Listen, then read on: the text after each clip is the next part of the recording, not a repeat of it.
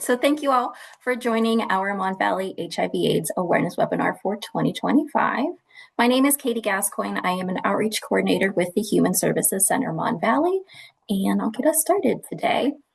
So our agenda, so welcome all of you who attended. We really appreciate it. I will go over some of the features of the webinar, a special thank you to our sponsors, and then we will turn it over to our presenter for the day. So this is set up as a webinar mode, not as a normal Zoom mode. So you won't be able to chat to each other as attendees, but you can send a chat to myself and JT. But then you can also use the Q&A feature to submit your questions. We're going to hold the questions towards the end of the presentation and then go through all of them with you. And then you probably heard on your way in that we are recording this webinar. So once it is uploaded to our YouTube page, you'll get an email so you can view it again or share it with your friends or share it on your networks as well. But that email will come out to you later this week. And then we wanted to thank our sponsors who made this event possible. So we've got a couple lists of them. So our diamond sponsors, thank you to Auberly, my agency, the Human Services Center Mon Valley, Pittsburgh Area Center for Treatment, which is partnered with the UPMC Center for Infectious Diseases, and then UPMC McKeesport. Thank you to our gold sponsors, so AIDS Free Pittsburgh, the McKeesport Hospital Foundation, Metro Community Health Center, and Sisters PGH. Our silver sponsors, AHN Center for Inclusion Health, Allies for Health and Wellbeing, C1 Trade Show Services, Century Heritage Federal Credit Union, ENSCO Long, Devereaux TCV, Prevention Point Pittsburgh, the University of Pittsburgh School of Social Work, and then UPMC Western Behavioral Health at Montauk. And then our bronze sponsors also, Adagio Health, Mid-Atlantic AIDS Education and Training Center, Penn State Greater Allegheny, and our red ribbon sponsors, the Latterman Family Health Center, Macedonia Face, Mon Valley Initiative, Shepherd Wellness Community, the YWCA of Greater Pittsburgh, and then Marie Linebaugh. So thank you everyone for helping make this event possible and also for the fantastic shirts that we had printed this year. My agency has a handful of extra shirts, so if you did not receive a shirt through your agency, if you sponsored or if you requested one from us originally, shoot me an email. I'll see if we have your size available and then we can get that to you. So our speaker today for our wonderful presentation is JT Stoner, who is an HIV and STI program manager for the health department. So at this point, JT, I will turn it over to you. Thanks, Katie. I'm going to go ahead and screen share a presentation that I put together for today. So I'm screen sharing that now. Yeah, thanks. Perfect. Alrighty. Again, my name is JT Stoner, and I'm the HIV STI Program Manager here at the Allegheny County Health Department. Before I get started, I just want to thank Katie and the rest of the crew with Human Services Center for inviting me to be today's speaker for this presentation with the theme in mind, Empowering Minds, Erase Stigma. And thank you all for attending today as well. So as a brief overview of what I'm going to be talking about today, we're going to look at a couple main events that have occurred within the HIV timelines. There's 3 different timelines that we'll look at over the next 3 slides. I'm then going to switch gears and talk about some HIV county-specific HIV surveillance data, which has been provided by the State Department of Health. Then we're going to talk about advancements in HIV prevention that have occurred after the timelines that we're going to talk about next. I will then talk about some of the local HIV resources and programs that are available for prevention and for treatment. And then I'm going to talk about how recent funding uncertainties and changes have the potential to impact the work that we're currently doing and moving forward. So first, starting with those HIV timelines, there's a lot of information on this slide, so I'm not going to go over all of it. I think you all can peruse these, and I encourage you to look at this source information if you want to look at it further. But I'm just going to point out some things that I think are pretty important. So this timeline starts from 1959 to 1985, going back as far as the first person to be confirmed with HIV, who died in Africa in 1959. In the decades that follow, we start to see other people who are seemingly starting to appear with AIDS-defining illnesses, so gay men in the US and in Sweden, as well as heterosexual men in Tanzania and Haiti. We see our first teenager die in the US of AIDS-like symptoms in the 60s as well. And then I think more people are familiar with these kind of bombshell reports in June, July of 1980, where we're seeing stories of a rare and fatal cancer among gay men in New York and California. And because of these stories, that's where we come to understand that people are starting to think of HIV as only a disease that affects gay men. And it's to the effect that people start calling it gay-related immune deficiency or GRID. At one point in time, you can see here between 1982 and 1983, that is reclassified as acquired immune deficiency syndrome, AIDS, which I think is pretty pivotal when we talk about HIV stigma reduction, right? Thinking about HIV not as something that only affects gay men, but that affects many individuals. You can even see here in 1983, we see the first woman in the world is diagnosed with AIDS in San Francisco. And then you can see circa 1984, there's an institute in France who's finally able to isolate the virus that would then become known as HIV. And then we have a US scientist who links that virus to AIDS. So putting that plainly, HIV, human immunodeficiency virus, is known to cause AIDS. AIDS, acquired immune deficiency syndrome. And then we can also see in 1984, with that development, we're able to develop and approve the first HIV antibody test in 1984, which is important because now, in addition to seeing the symptoms that we've seen about for so long, we can also start using laboratory tests to identify people who are living with HIV. And there's some other important things that happen along here. For example, you can see the development of support groups, the development of other action groups, the development of professional organizations that are all focusing on trying to support people living with HIV and trying to find answers to what's going on. The next timeline is looking at 1986 to 1994. Again, lots of information going on here, so I'm just going to point out some highlights. So in 1986, we have the first HIV treatment that is approved by the FDA to treat HIV.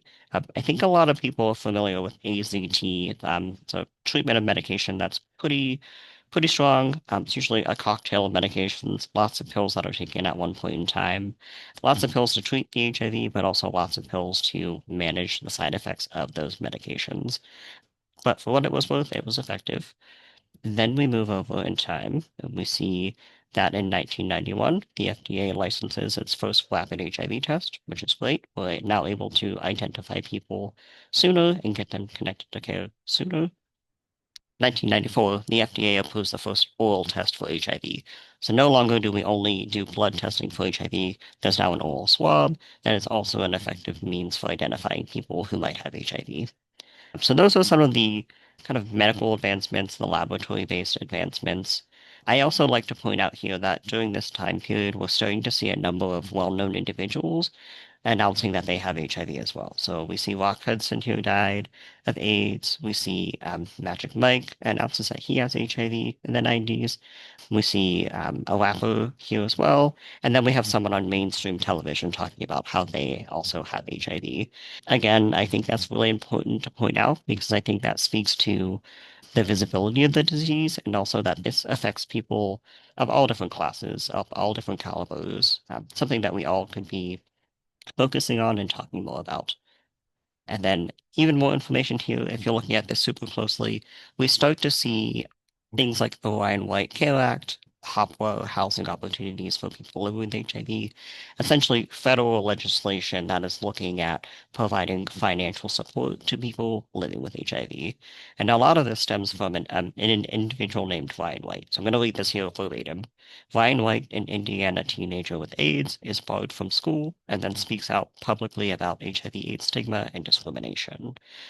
That's important because he's just a kid at this point in time trying to get an education like everyone else. He's not posing any risk to anyone else just going to school. Why is he being barred? So that's something to point out in terms of HIV stigma. We then see he unfortunately passes away in 1990 at the age of 18, and that's when the Ryan White Care Act is enabled to provide services to people living with HIV. Those are services that are still available today. What I will refer later in the presentation as non-medical services or wraparound services for people living with HIV. Essentially, think support with health insurance, transportation to medical appointments, support with food insecurity, lots of different things that people living with HIV might need to make sure that they can make it to their medical appointments, stay in care, continue taking their medications, so that they themselves can stay healthy, and also to prevent the spread of HIV.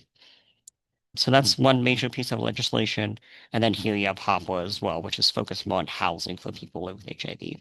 An issue that we still have today, finding housing and support, and also something I'll talk about later on in the presentation. And then our third timeline is looking at major events between 1995 and 2011. So here we see, again, additional well-known individuals speaking out about their HIV diagnosis, which speaks to raising visibility for the disease. We have other medical and laboratory advancements. So in 1996, we have the first viral load test that helps to detect the level of HIV in the body. And for those of you who are not familiar, once you're diagnosed with HIV, providers will monitor your viral load to make sure that the medication that you're taking is effective. Ideally, your viral load will go down over time to a point where it is basically undetectable. And I don't want to get ahead of myself. I'm going to stop there, but that's all you need to know for that part. So viral load testing becomes available. We then have the standardization of HIV treatment medications.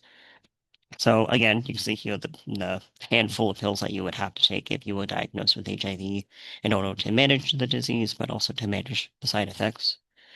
If we skip forward in time, we have additional advancements in rapid HIV testing. And I think that's all the medical and like scientific ones that I wanted to point out here. But you also start to see additional action groups, additional federal legislation, and dollars being allocated towards HIV prevention and to support people living with HIV. So you have groups like the Joint United Nations Program on HIV/AIDS. You have the Minority AIDS Initiative. You've got Global AIDS and TB Relief Act. You've got the Global Fund.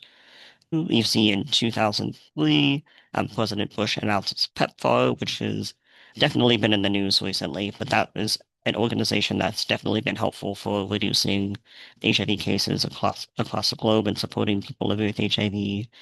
In more recent times, you have President Obama eliminating essentially federal funding for abstinence-only education, which is important because when we talk about HIV prevention, we really should be talking about comprehensive sexual health education, not just abstinence only. Although abstinence is a tool in the toolbox that can also prevent HIV. And then we see in 2010, 2011, the White House issues the first HIV/AIDS strategy for the United States, which in 2019, President Trump would then go on to enact, or to, I guess, allocate funds and resources towards ending the HIV epidemic, which is another kind of giant initiative towards reducing new cases of HIV and supporting people living with HIV. So all along here, you can see over the last many, many years, we'll say, there's been a number of different advancements in terms of the technology, the medication, the resource groups, the federal legislation to support people living with HIV and reduce new cases of HIV. This timeline stops at 2011. Since then, there have been a number of different advancements that we'll talk about in my presentation here today as well. So next, we're going to look at some Allegheny County specific HIV surveillance data. As a cliff note, we have a team of disease intervention specialists and HIV navigators here at the County Health Department who collect this data based off of interviews with providers who are conducting the HIV testing and diagnosing patients, as well as reaching out to people who are newly diagnosed with HIV to assess their risk factors and provide some other supports. Again, don't want to get ahead of myself, but I'll stop there for now. This data is all input into the state surveillance system, which is managed by the Pennsylvania Department of Health, who cleans this data and then puts out annual reports. The county health department also has its own data dashboard that is available on our website if you ever want to look at that data, the data that we put out as well. So the first slide that I have here is basically showing the number of new HIV cases that are diagnosed every year in Allegheny County from the year 2015 to 2024. You'll notice that this is not the timeline that we just talked about, the three timelines that we just talked about. This is after the fact. And the great thing to note here is that there's actually been a significant decrease in the number of new HIV cases over time, about 44%. That, I think, is attributed to additional advancements in HIV prevention and treatment, as well as the wonderful work that we have and the resources that we have here in Allegheny County towards treating HIV and providing those wraparound services. This next slide has a lot of information on it, but we're just going to focus on this 2024 part and this part here. So as I mentioned, in 2024, there were roughly 78 people newly diagnosed with HIV within Allegheny County. You can see that 80% were men assigned at birth, 20% were female assigned at birth, and then if we look at race, we can see that the majority were Black or African American, followed shortly by white or Caucasian individuals, and then people of other races. So predominantly male African American in 2024. In terms of the number of people living with HIV in Allegheny County, we can see that there were roughly 4,060 people living with HIV in Allegheny County. The majority of those individuals were male, and then it's kind of split here between white and Black individuals, as you can see. On this next slide, we're kind of looking at something similar, but we're only looking by age and we're looking by risk factor. Excuse me. So here you can see in 2024, it's kind of an even split between 15 to 24, 25 to 34, 35 to 44, roughly 20 in each category. And then by risk factor, so this is self-identified risk factor, you can see that the majority of people who were diagnosed with HIV reported some sort of male sexual contact. So the term that we typically use is um, men who have sex with men. That can be gay men, bisexual men, or someone who doesn't use those labels at all, but still has sex with other men. Just for context. And then that's followed by our heterosexual population. So 60% reported strictly heterosexual interactions. And then to a lesser extent here, we have a few people who are newly diagnosed with HIV, where the risk factor was injection drug use. These can overlap. This data, as you can see here, is a little bit mixed, but there is some overlap in some of these numbers. The last thing I want to point out on this part is the unknown category. Sometimes people get tested for HIV not necessarily because they asked for it, because it was a part of their care. And because of that, maybe the provider's not done a comprehensive sexual health assessment, in which case they might not understand or they might not collect the risk factor for that individual. Say a couple days go by, they get the results, they try to follow up with that patient to let them know that they had positive testing. They're never able to contact that individual. They have no idea what the risk factor would be for this patient. We, as the health department, then get those positive results, try to follow up with that patient to make sure that they're aware, get them connected to care, etc. As part of that, we're also doing a risk assessment with them to ask them how they might have gotten HIV. They might say sex with men, sex with women, substance use, or if we never find them at all, we also don't know what the risk factor is. So that's why there's a certain number of people who have an unknown risk factor when it comes to HIV. Over time, as we continue to follow up with those individuals, or as they actually do engage in care, we do try to fill that in the surveillance system, and those numbers can change. But right now, I just want to give you some context as to why there's a certain percentage that is unknown. And then lastly here, again, in 2024, there were roughly 4,060 people living with HIV in Allegheny County, and you can see that the majority of them are ages 45 plus, which is great, right? That speaks to the medical advancements we've made that have helped people live healthy lives, longer lives. So that's great. And then we see beyond that, we've got a larger population that's 25 to 34, 35 to 44 as well. Now we're going to look at some of these in particular, just to see what the trends are over time, to kind of nail these points home. So this slide is showing you new HIV cases by sex at birth. And you can see that over time, we are primarily diagnosing men more each year with HIV, at least over this 10-year course time period. And then if we look at new cases by race, something similar as the other data was showing, primarily more so frequently diagnosing African American Black individuals each year more than their white counterparts, more than people of other races over time. If we look by age, this is a little bit wonkier, not as clear to see, but generally you can see it's 25 to 34, your 15 to 24-year-olds, and your 35 to 44-year-olds generally. Um, and then by risk factor, this kind of also stands out with the 2024 data that we looked at specifically. Each year, we tend to be diagnosing more men who have sex with men as a risk factor than we do heterosexual counterparts or people who are strictly using drugs intravenously. This is the last data slide I'm going to throw at you, so if you're not a data person, one more, almost there. This slide is basically showing the percentage of people who are newly diagnosed with HIV, and at the same time, they're being given an AIDS diagnosis. So suffice it to say, this slide shows somewhere consistently mid-20s, maybe upper 20s% of people each year being diagnosed with HIV and also AIDS. So they're being diagnosed, we'll put it this way. There are many periods in your life when you could be tested for HIV, many periods when you're interacting with the medical care facility where you probably could be or should be tested for HIV, but might not be. At a certain point in time, you can be diagnosed with HIV, and if you've not been on medications and your immune system is compromised, you then acquire an AIDS diagnosis. So that's what the definition of kind of like a late diagnosis is. Ideally, if we routinize HIV testing and we get more people tested for HIV earlier in their lives, we should see late diagnoses. But seems like pretty consistently over the last 10 years, about 30% of the people we're diagnosing are late diagnoses. What could we be doing more to combat that? I know that there are other organizations that are doing more provider education, encouraging them to do more HIV testing across the board, and in particular with groups that are potentially at high risk for HIV. I know other organizations are trying to emphasize like discussing risk factors with people.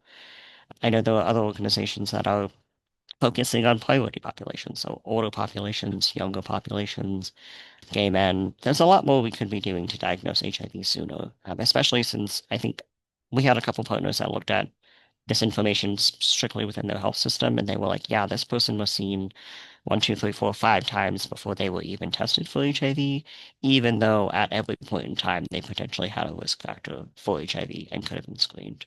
So more work to be done there. All right, moving into the advancements in HIV prevention and treatment. I'm going to start with HIV testing. For those of you who are not aware, the CDC recommends that everyone between the ages of 13 and 64 get tested at least once in their lifetime. And of course, the CDC recommends more frequent testing if you have certain risk factors. So as the data that we just looked at shows, typically we are diagnosing men who have sex with men at a higher rate than we are other populations, which is why the CDC would recommend that gay, bisexual men and other men who have sex with men get tested more regularly than just once in their lifetime. That also applies to transgender individuals. That also generally applies to anyone who has more than one risk factor. So think multiple sex partners, sex work, think injection drug use or polysubstance use, lots of different risk factors that might encourage you to get tested more than once in your lifetime.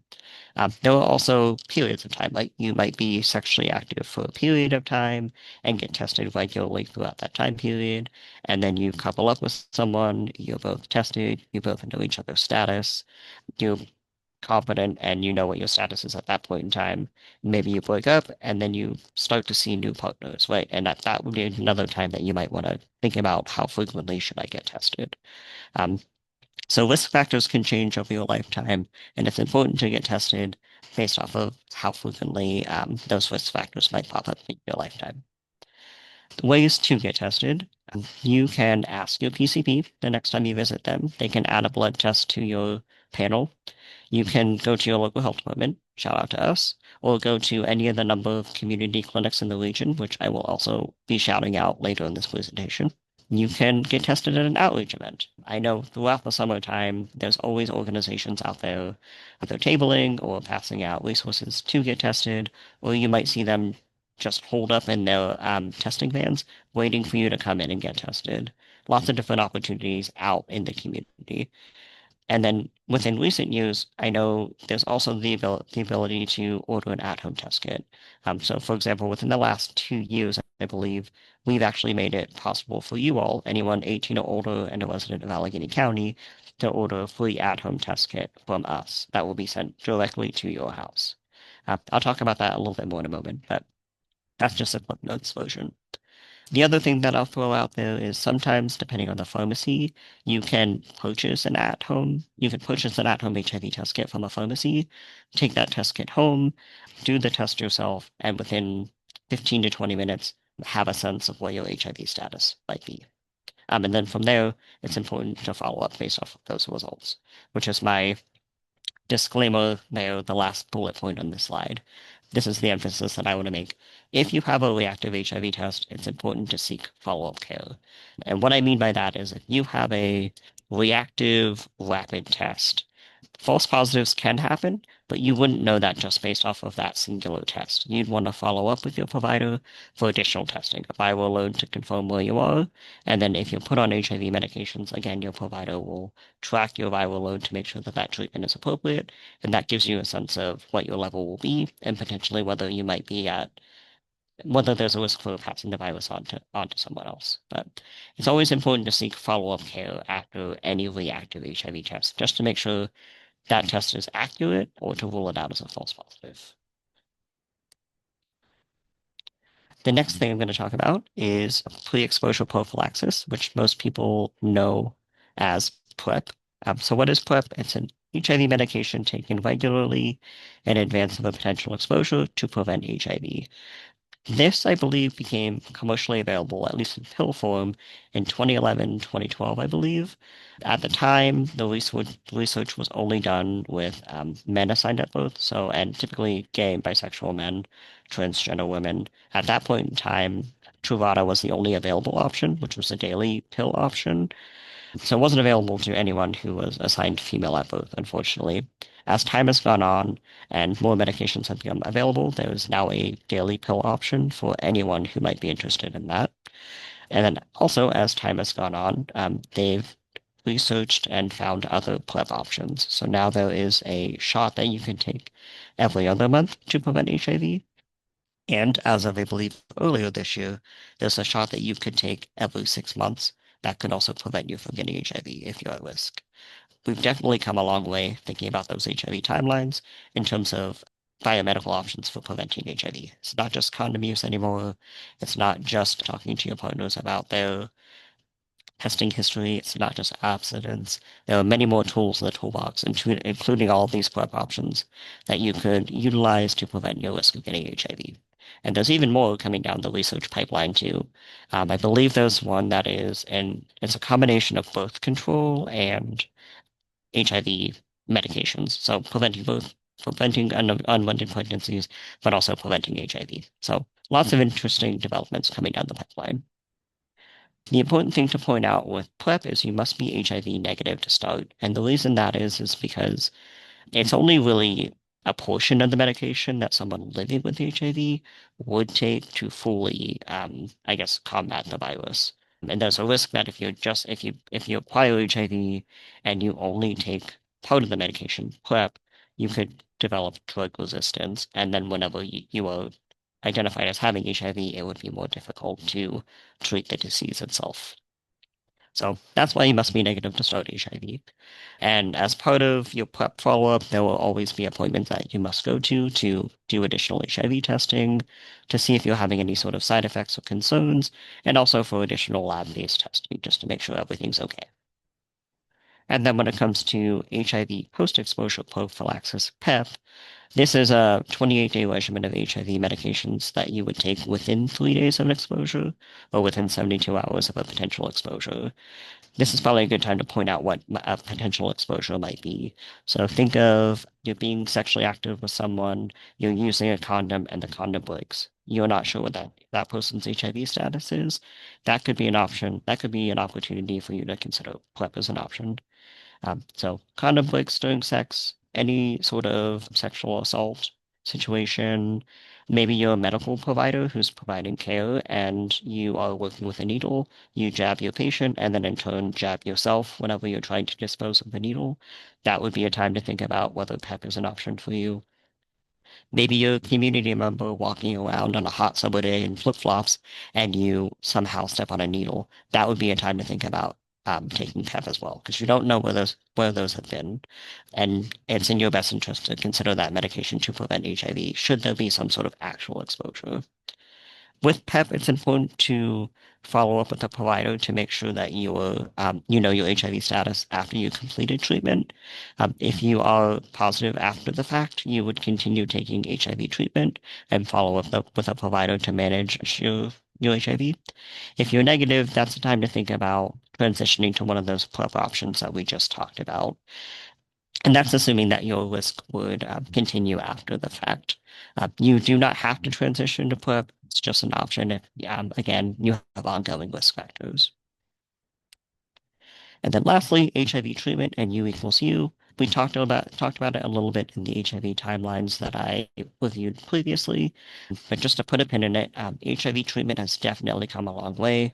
You saw in those images that people were taking handfuls of pills at one point in time to manage the HIV and also to manage the side effects of the medications. In today's world, things have advanced, so it could be as simple as one pill a day, maybe two pills a day. There's also a shot that you can take every other month to manage your HIV. That's called Cabenuva. And then more recently, there's research to show a shot that you can get every 6 months to manage your HIV as well. So lots of different HIV treatment options that are all effective and backed by science. The important thing to note here is if you're taking your medications as prescribed, it will help to keep you healthy, mainly because the amount of virus in your blood is so low that it's not really affecting your immune system as much. It's keeping your immune system strong. It also is preventing the transmission of HIV to others. And this is the concept of U equals U, which you can see here on this slide. So U equals U is the idea of undetectable equals untransmittable. It's the idea that whenever someone who's living with HIV is taking their medications as prescribed, they can reach a point where the viral load is clinically undetectable.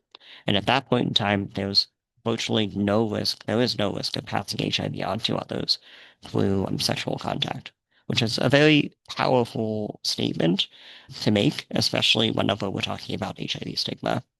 Going to take a minute to just let that sink in. U equals U, the concept that if someone is taking their medications as prescribed and they continue to maintain an undetectable viral load, they cannot pass the virus on to someone else.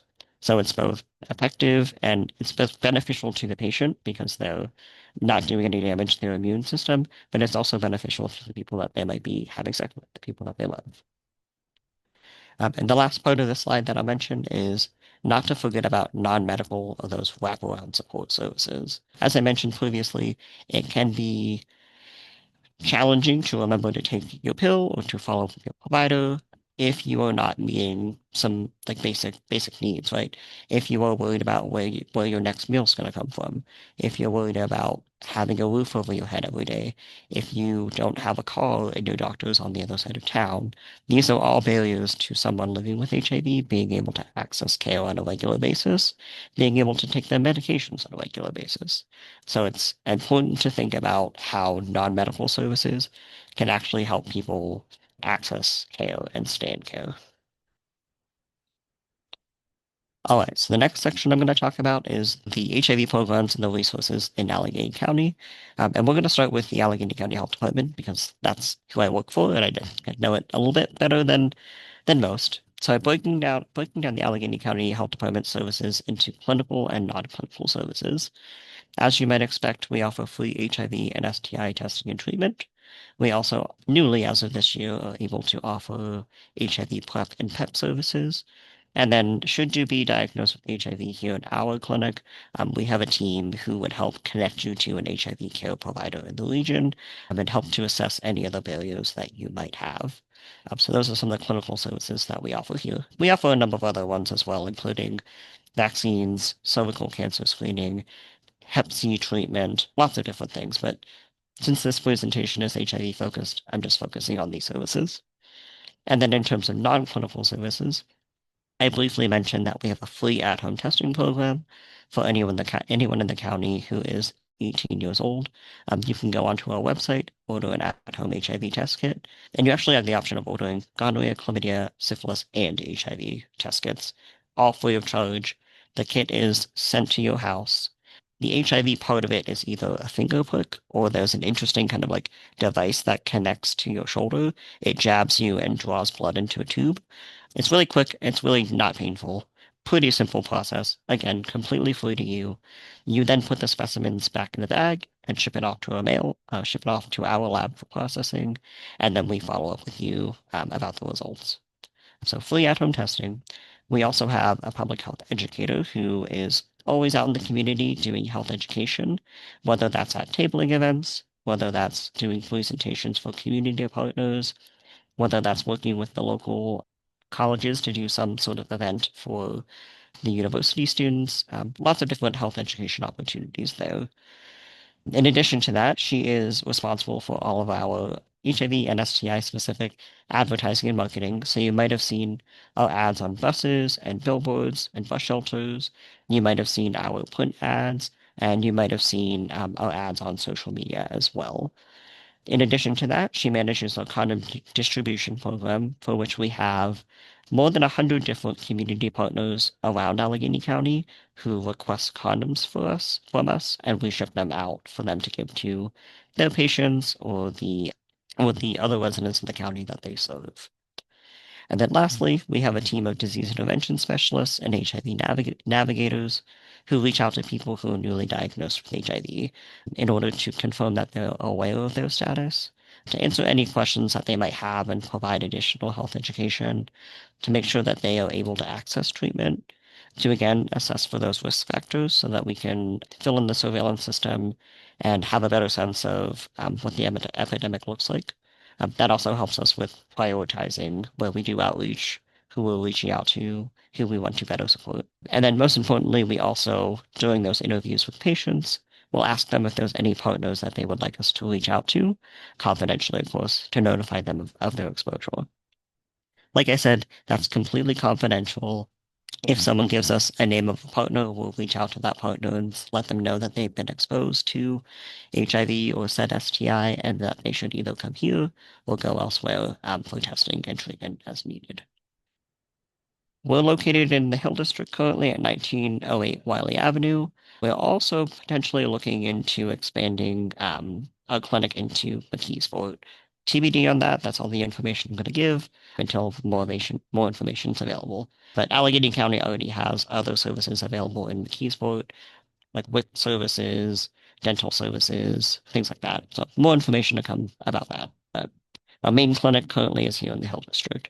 If anyone has any questions, feel free to call our main number. That's that 8081 number right there. Shout out to our two hospital affiliated clinics. So we have the AHN Positive Health Clinic and the UPMC PACT Clinic, which are both provide HIV treatment in addition to other primary care needs. So supporting patients with their blood pressure, their cholesterol, any of the basic needs that you might go to your PCP for, someone living with HIV can ask the providers of the PACT Clinic and the Positive Health Clinic. You can see the locations of both here. Shout out to UPMC Latterman, who is the official site, I guess, for UPMC PACT in McKeesport and supports people living with HIV in that region. And I've been talking about this all along, but those non-medical wraparound services, this is a list there for anyone who didn't catch what I was saying. Health insurance enrollment, housing support, food assistance, emergency financial assistance, medical transportation to appointments, of course, and those behavioral health services. So anything like substance use support, mental health counseling, things like that. The PACT Clinic and the Positive Health Clinic have a team of social workers who can help them with those non-medical services. We've also got our community-based clinics, organizations like Allies for Health and Wellbeing and Central Outreach. Both of these organizations have brick and mortar locations that you can physically go to if you're looking to have HIV and STI testing done, or if you need STI treatment. They also offer HIV treatment as well. They also both offer PrEP and PEP options, and then you can pick up condoms, lube, that kind of stuff at their brick and mortar locations. These organizations both have community vans, and like I said previously, that will go out into the community and test you should you run across them as well. So take advantage of those whenever you see them in the community, if you see them at different health fairs, wellness events, things like that. Similar to our health educator, Allies and Central Outreach attend a number of different health education and outreach events, tabling events, things like that. And they also put out their own sexual health education and advertising. And for people living with HIV who are accessing the medical care at Allies and Central Outreach, they also have access to those non-medical case management services. And then last part of this section, I just wanted to highlight some other local HIV resources. So we've got our HIV awareness and action groups. I point out the Jewish Healthcare Foundation, who is physically responsible for managing all of the Ryan White funds that we receive here in the Southwest region, and also manages the AIDS Free Pittsburgh project. For anyone who's not familiar, AIDS Free Pittsburgh is a public health movement that aims to reduce new cases of HIV and support people living with HIV here in Allegheny County and really across the Southwest region. It's comprised of a number of different organizations, including the health department, all the clinics that we mentioned, a number of other organizations that do HIV support work that all come together to discuss issues that they're having, to brainstorm solutions to those challenges, and really just find a way to pull their resources together to support the community that we all serve. Another thing that I'll shout out, AIDS Free Pittsburgh has their own website. On their website, they have a locator tool that you could use to find different resources around you. Testing, PrEP, PEP, those wraparound services. I encourage you to take a look if you're looking for any services, of course. Of course, shout out to the Mon Valley HIV Working Group. HSC runs that. They put on a number of different health education events every year in McKeesport in the Mon Valley. And then also the Partnership for HIV Prevention, which is run out of the Zion Baptist Church. I know they put on an event every year for National HIV Testing Day, World AIDS Day, and do some other stuff as well. And then we've got our non-medical case management organizations, and those organizations that also have support groups for people living with HIV. So that would be Shepherd Wellness Community, Macedonia Face, The Open Door. There's more, but I'm just highlighting a few here just for name recognition. And then you've got a couple other organizations that do HIV work, but also have more of a focus on other behavioral health needs. So you've got the ProSAD Center that offers mental health services and counseling. And then you've also got Prevention Point Pittsburgh, which focuses on substance use, IV drug use. It's really free syringe exchange and supporting those communities as well. So shout out to all of these partners and all of the great work that they're doing. Highly encourage you to look into them if you're looking for any related resources, or potentially if you're looking for any opportunities to volunteer and help the community. Last part of my presentation, again, focusing on recent changes in funding and funding uncertainties. This one is an evolving conversation. So I've titled this slide Navigating Turbulent Times, because in the conversations that I've had, that's kind of what everyone is saying. As you may be aware, with the change in the administration and lots of different changes, there has been some turnover at the federal level, namely at the CDC in the Division of HIV and also at the in the Division of STD. Unfortunately, that's led to us losing some of our higher level champions who have been doing this work for a very long time and who we could rely on, who we could reach out to if ever we had questions about the work that we were doing or how to do this work in a more effective way. So unfortunately, we've lost some of our institutional knowledge because those leaders have left. As you all are aware, we're also in the midst of a government shutdown, which in and of itself could lead to funding cuts and is currently leading to funding delays. As you can imagine, those delays, those funding cuts trickle down from the federal level to the state level to the county level. You're probably aware If you're not at the state level, I know that they're trying to finalize their budget, and that means the ability for them to essentially confidently allocate funds below them as well, so to the county level.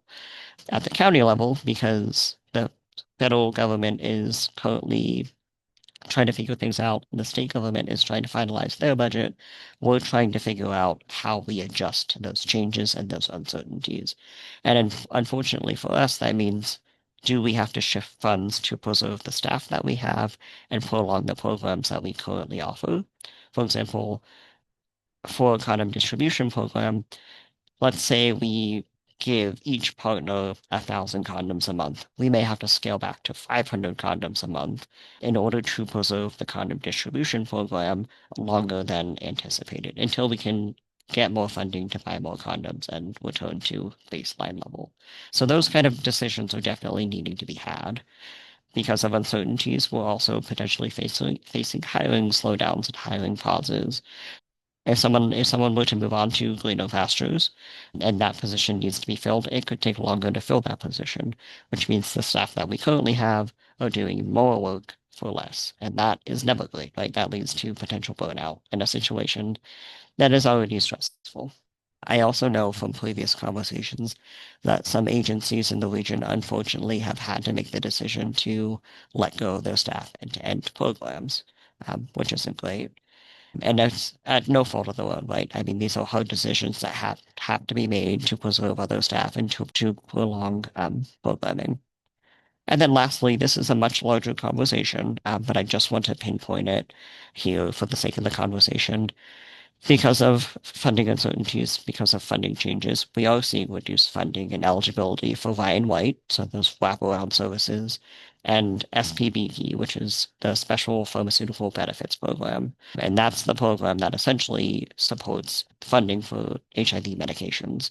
So without a doubt, reduced funding, reduced eligibility is going to impact people who need and who rely on the support of Ryan White and SPBP to get in care, stay in care, pay for HIV medications, you name it. So unfortunately, these really are turbulent times, and I think everyone in this community is trying to navigate it the best that they can with the information that we currently have available.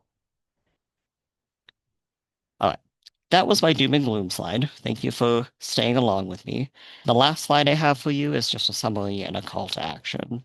If nothing else, I hope that this presentation here today has shown you that HIV continues to be a public health issue, despite the fact that we have made so many medical advancements. We've come such a long way towards fighting HIV stigma, but there's still so much more work to do, even with existing challenges. That said, you can make a difference. And here's just 4 key ways that you can do it. Keep the conversation going. If nothing else, I hope you learned something here today. I hope you share that information with one other person and then encourage them to share that information with an additional person. That kind of domino effect really does get the message out there and it can make a difference. So keep the conversation going. The second encouragement I have for you is to get tested. Get tested for yourself so that you know your status and you can make an informed decision.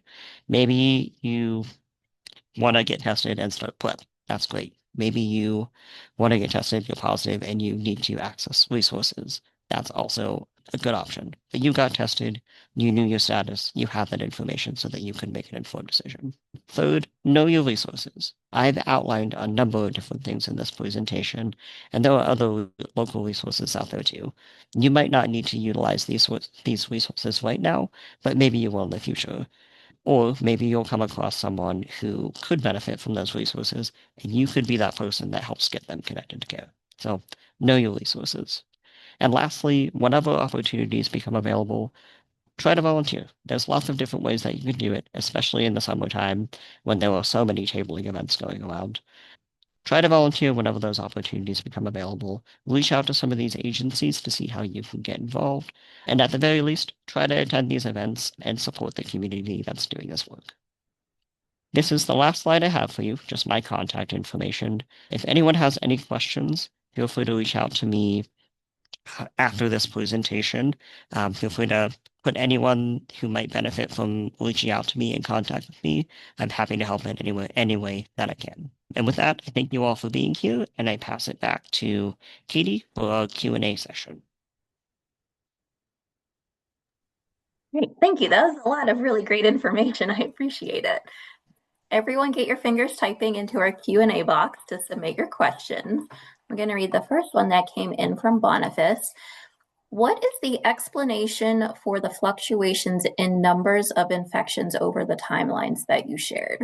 So sometimes there was like a peak or a dip. Is there any explanation for those changes over time? Yeah, I would say year to year, I don't know that there's necessarily an explanation.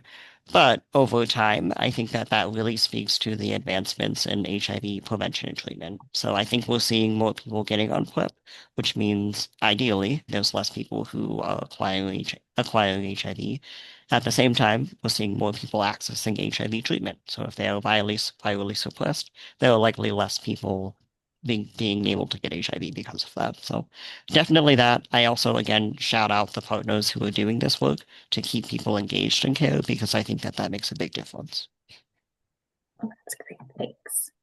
I came up with one of my own. Since we have a lot of providers on the call, you had mentioned some education for providers to do sort of testing across the board of clients. You know, the unfortunate example you used of someone had 5 appointments before they were tested, and at that point, it was very close to their then AIDS diagnosis as well. Are there any publicly available education resources we can share with providers so they can take that to their agency and have that conversation about how their agency may address testing? Sure. So a couple different things running through my mind right now. The first thing that comes to mind is the Mid-Atlantic AIDS Education and Training Center, the MATC, who does a lot of provider education, and this is very much their bread and butter. They have a number of different webinars and resources that the general population, and in particular healthcare providers, can access to learn more about the whole kit and caboodle, testing, prevention, treatment, all of that stuff.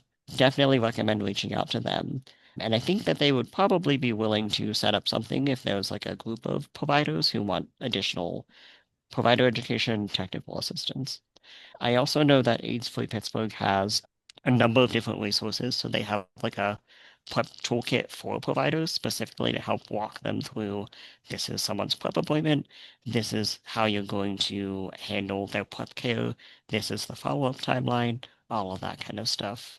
In addition to that, I know that there are also clinical consultation lines that if a provider had any questions in the moment, they can access. They can call that number, get someone on the phone who can, in real time, provide them with that education.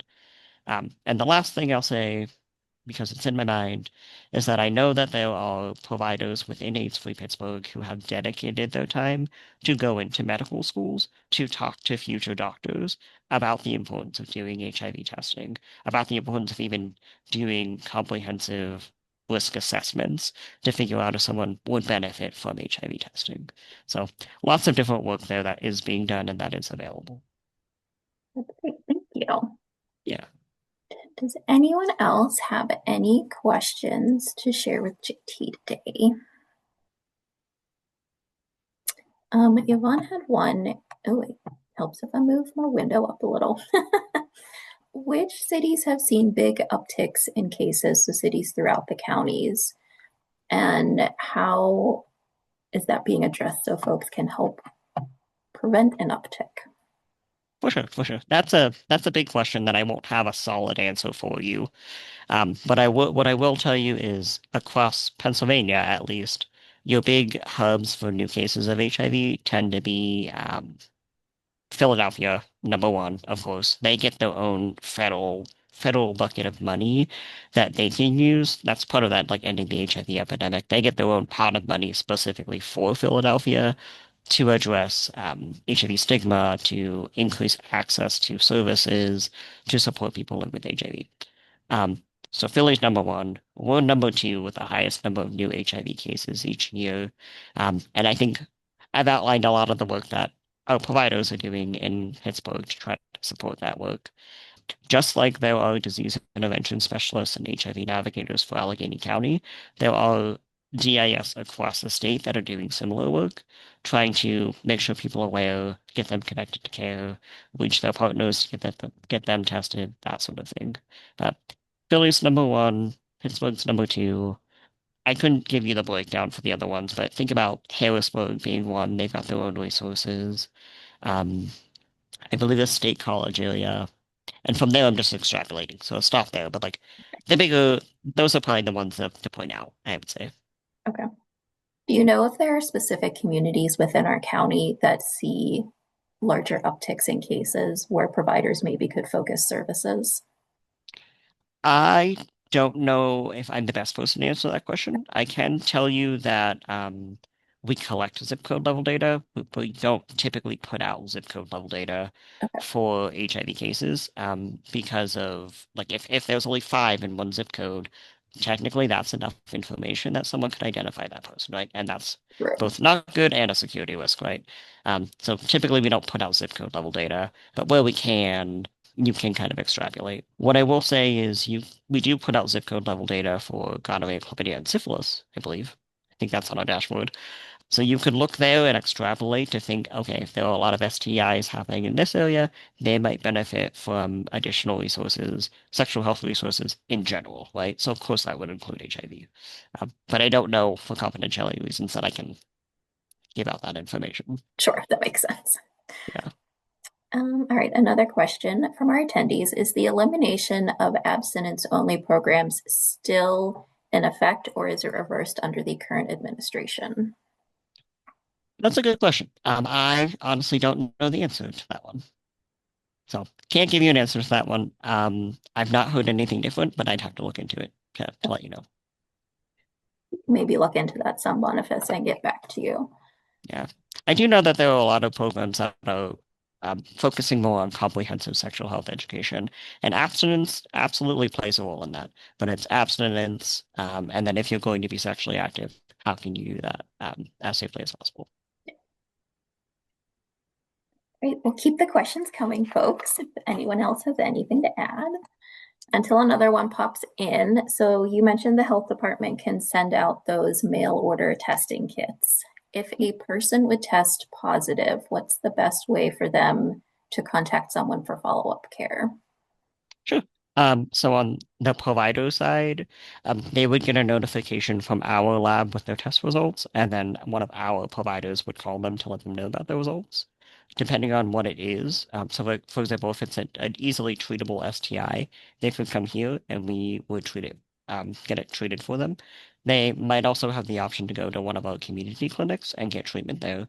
If it is HIV related, ideally we would like them to come into our clinic so that we can provide some post-test counseling, answer any questions that they might have, and then they can talk to one of our HIV navigators to get them connected to care. Sometimes people might see us as the middleman, in which case, if the best thing is they know their results and they immediately go to the clinic, the positive health clinic, Central Outreach Allies, and start care, that's totally fine too. The point is that they're aware and they get connected to care. So they'll always have a connection in some way to care then. Of course, yep. Perfect. Okay.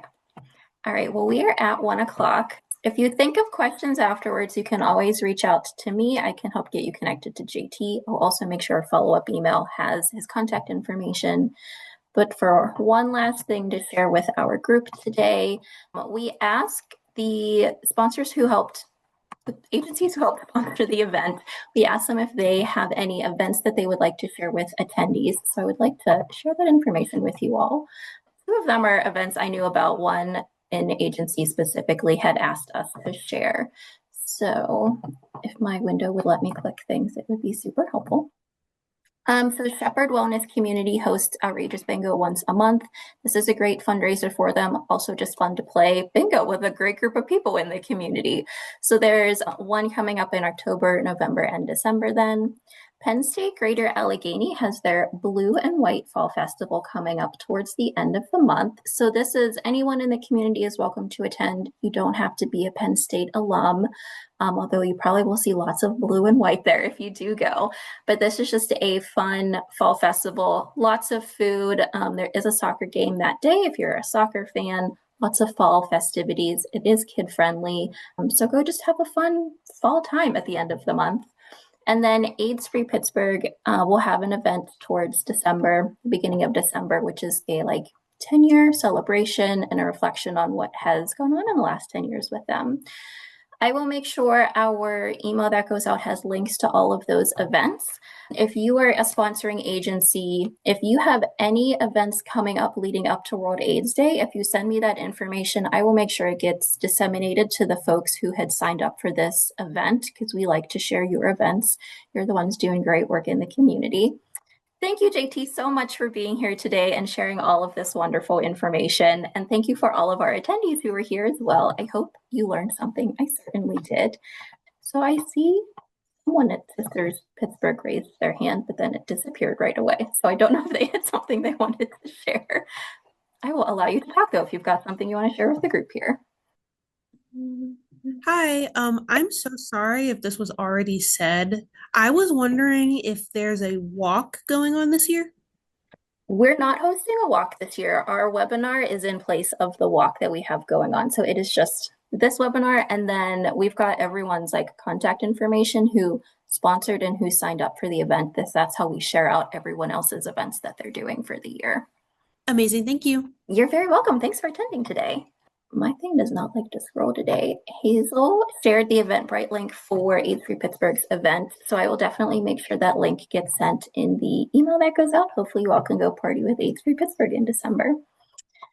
Great. Well, thank you everyone for being here today. Thank you so much, JT, for all of this great information, and I hope everyone has a great rest of their Tuesday.